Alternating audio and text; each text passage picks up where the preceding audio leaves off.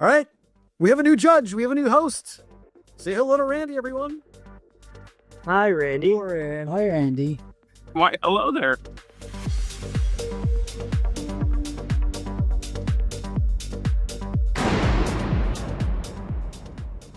So Randy Parsons of Randomly Randy fame, you are very well liked in this hobby, and we love the idea of you joining and giving us your perspective on what makes a good shot. Can you tell us, I mean, now that you've kind of gone through the process, what makes you say wow when you see a shot? I mean, it's a combination of everything. You know, I don't look for one specific thing. It's tough to really say why a shot's better than another shot. And I mean, this, for instance, you know, the group of shots here, like everything was so tight. Like you know, nothing. Number 30 is not much different from number 1. Just you look at the shot and it's like, that's beautiful. It just how you feel about it. We've featured your shots a few times on these videos in the past. And now that you're one of the judges, that means we kind of have a bylaw here. Our own shots aren't eligible. So that means your shots can't be in the top 10 anymore. Can you handle that? We don't vote on our own shots. That would be like Dwight Schrute crowning himself Hey King, which is pathetic and lame. So can you handle not being top 10 eligible anymore, Randy? Yeah, well, I've only been in there a couple times, so I guess we can, it'll be okay. It'll be all right.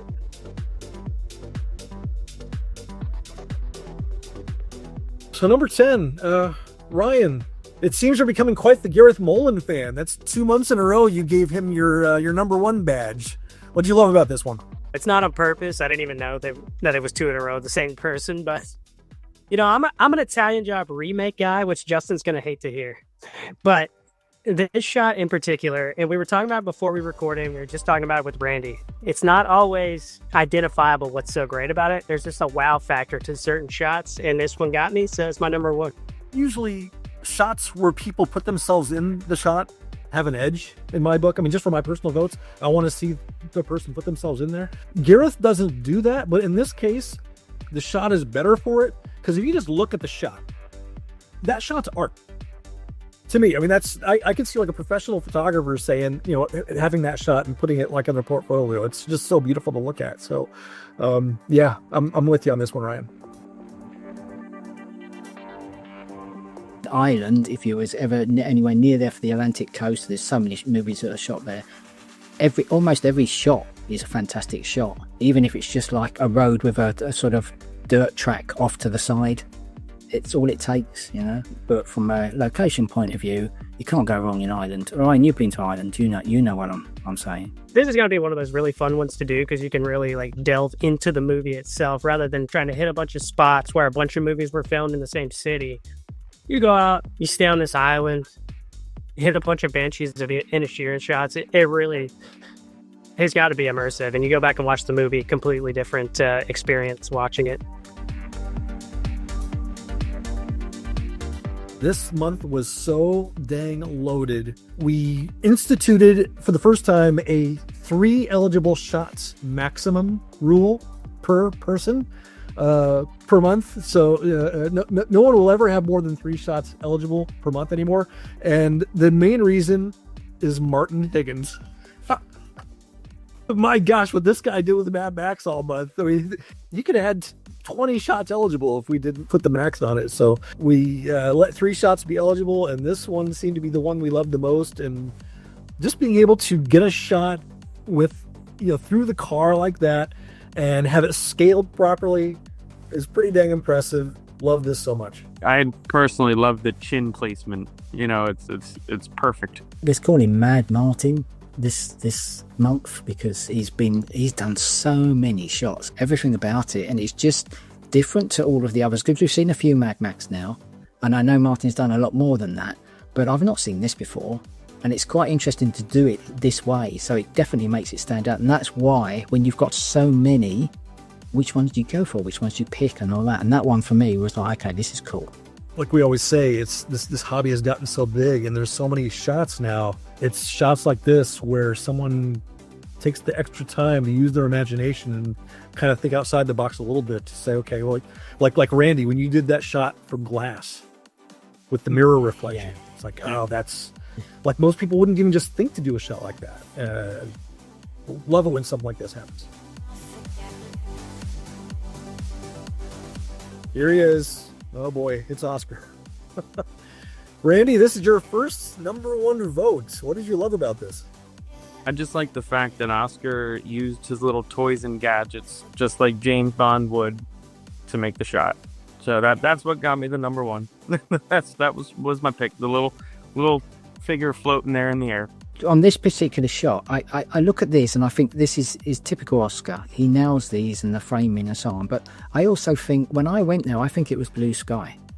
Right? So how lucky you to get a sky where you've got a bit of blue sky and clouds matching, and also with the technology of the cameras today, there's more detail in Oscar's photo of the actual building than there is in the actual movie one, which obviously is a sign of the times and depends on the source. But again, the composition of that is absolutely nailed the angles, even to the point where the little bits of light that you can see through on the right balcony are kind of matching on the other image, and that to me is typical Oscar. And then in addition to the cloud cover in the shot being a match, the sunlight that is reaching into the foreground, the sun's in the same place too. Slightly disappointed because you can buy jetpacks now, so I'm slightly disappointed he's used a toy, but you know, what can you do?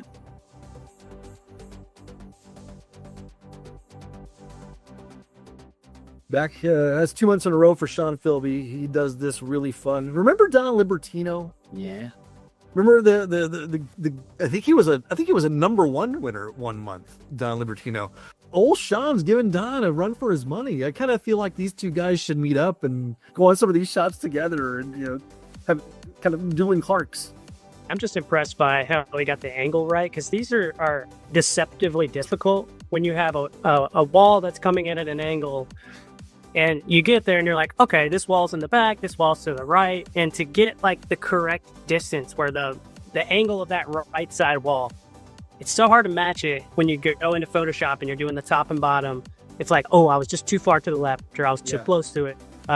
So easily, there's no way to tell until you do see shots side by side. Yeah, you kind of just have to estimate based on how much window you can see or something like that. It seems to me the only thing that would be helpful would be that wrought iron decoration that's hanging over that doorway. Yeah. Maybe you can use the higher parts of that and see where that lamp is dangling down and use that to help guide your way as far as distance goes. But other than that, you're absolutely right.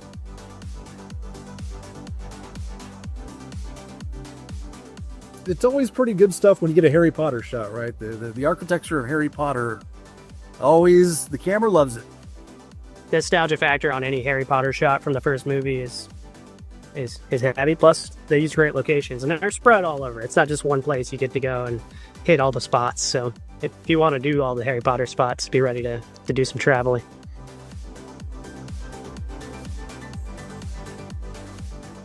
#4. So I guess it's gotten to the point where one of my hopes, I think maybe my biggest hope for these videos, is every month we'll see somebody new.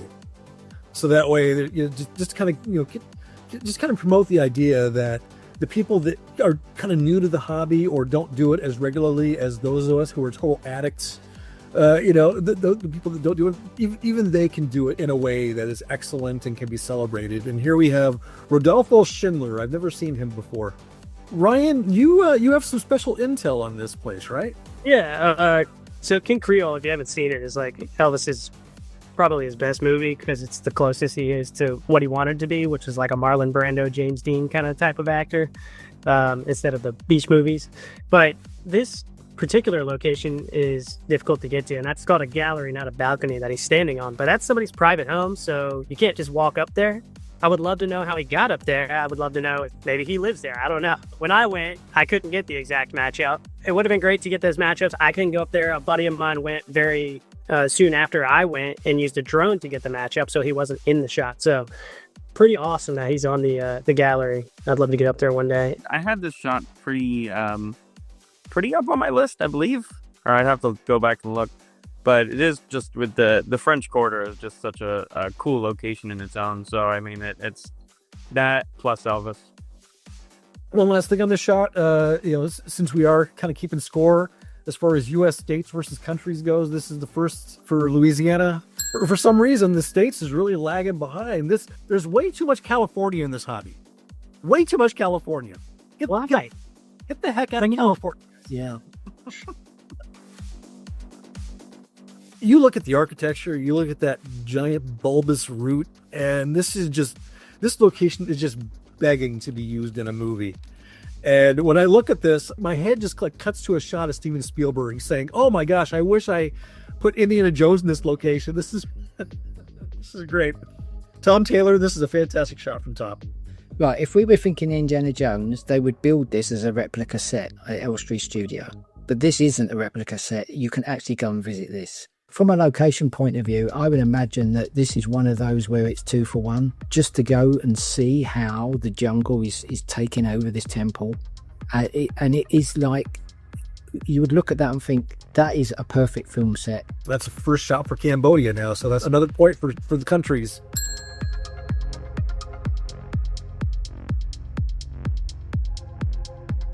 Well, no shot's going to get to the number 2 spot unless all 5 of us agree, and rank it pretty well. But this was Rain's number 1 shot. Rain couldn't be here because his vocal cords are still being treated. His vocal cords are being rehabbed, and he's going through treatment right now. But he said he voted this number 1 because while he and his wife were watching this movie, his wife's water broke. And the next stop after seeing this movie, they went to the hospital to have their daughter. Their daughter's name is Cecilia, and they affectionately call her C-Rex now. Jurassic Park is like my favorite movie ever, so I do love the franchise. I wasn't completely disappointed with this movie in particular. I liked it. This shot is absolutely incredible, though. But what's funny about it is this was my least favorite scene of the movie. But the shot is just beautiful.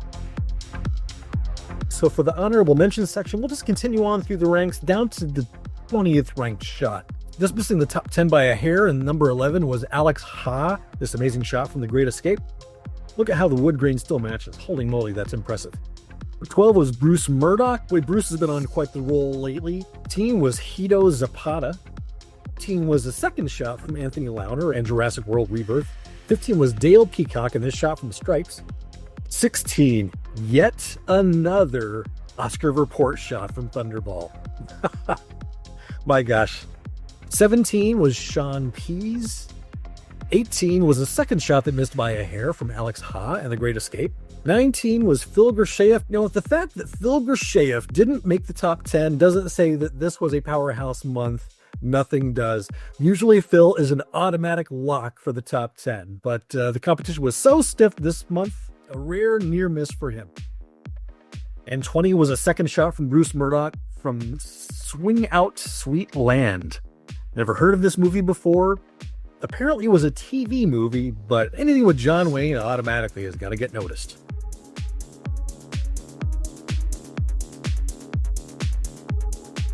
Dude.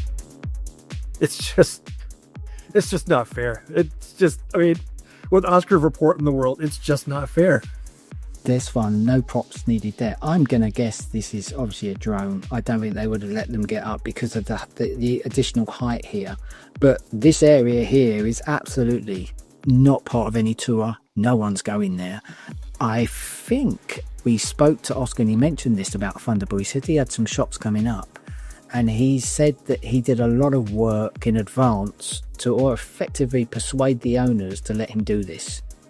And I think that's why he's been able to get those shots, because you can't shoot inside. There's no access to this. I would imagine, you can see there that it's not really often walked on. But to get that shot, I don't know anyone else that's got this shot who is even going to get this. And I would imagine if they got inundated with people saying, "Can I do it?" and they're just going to say no. If you are a diehard James Bond fan and you find yourself in France, in the Paris area, even though you probably can't get this shot, there are some exteriors that are gettable. And if you can get inside, you can do the chapel at the beginning where he's first looking over at the funeral, and you can follow the car around to the back. You can go on the tour and you can see the fireplace where he has the fight, but you can't take any photos unless you're sneaky. All right, so here we are. We still have yet to have someone win the gold medal twice. Oscar Report, as much as we've been fawning over him for the past year, it seems, He's never been number one yet, so he gets added to the Circle of Honor. So that's that. Boy, what a great batch of 10. Randy, loved having you add your perspective to how these lists play out. Thank you so much for having me. Blast. Can't wait to do it again.